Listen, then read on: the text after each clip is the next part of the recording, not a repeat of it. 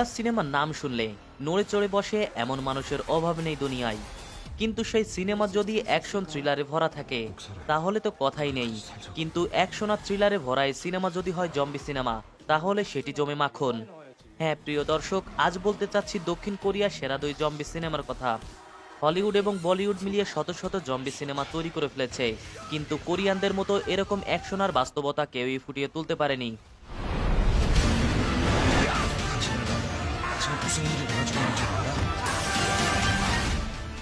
2016 সাল এবং 2020-তে মুক্তি পায় কোরিয়ার সেরা দুই zombie cinema. Train to Busan 2016-তে মুক্তি পেলেও 2020-তে মুক্তি পায় ট্রেন টু বুসানের দ্বিতীয় পর্ব পেনিনসুলা। 2016-তে যখন ট্রেন টু বুসান মুক্তি পায়, প্রথমে সেটি অতটা হাইপ তুলতে না পারলেও পরে সেটি অতীতের সকল রেকর্ড ভেঙে দেয়। পুরো শহরে মুহূর্তের মধ্যে জম্বি ভাইরাস ছড়িয়ে পড়লে গোপনেই তখন আক্রান্ত এক ব্যক্তি ট্রেনে উঠে পড়ে। আক্রান্ত এই ব্যক্তির মাধ্যমে অল্প সময়ের মধ্যে ট্রেনে ভাইরাস ছড়িয়ে পড়ে। শুরু হয় জীবন মরণের লড়াই।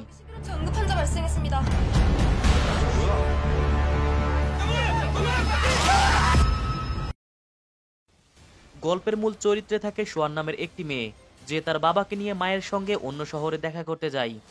এরপরে ট্রেনের মধ্যে ঘটতে থাকে একে একে বিভিন্ন ঘটনা, সাক্ষী হয় বিভিন্ন ঘটনার।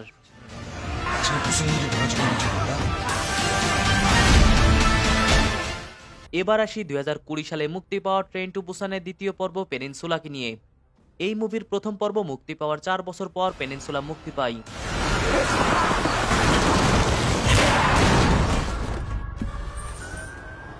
এই সিনেমার প্রথম পার্ট থেকে দ্বিতীয় পার্টে আরও উত্তেজনা এবং থ্রিলারে ভরা থাকে।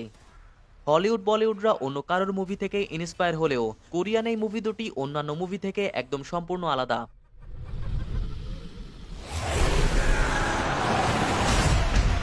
গল্পের দ্বিতীয় পর্বে পুরো কোরিয়াতে জম্বি ভাইরাস ছড়িয়ে যাবার পর প্রতিবেশী দেশগুলোর সাহায্যে ভালো মানুষদের সরিয়ে নেওয়া হচ্ছে। কিন্তু গোপনে প্রতিবেশী দেশের একদল মাফিয়া 4 জনকে পাঠায় কোরিয়াতে একটি ট্রাক ভর্তি ডলার উদ্ধারের কাজে।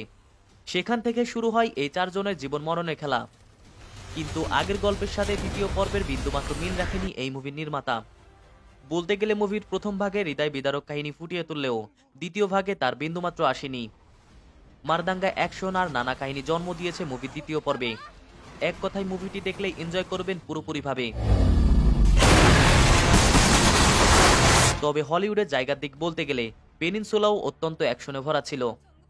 তাই এই মুভি দুটি দেখলে আপনার সময় নষ্ট হবে না, কথা দিচ্ছি। শেষ করছি আমাদের আজকের পর্ব। ভিডিওটি ভালো লাগলে সাবস্ক্রাইব করতে ভুলবেন না ভাই এবং বোনেরা।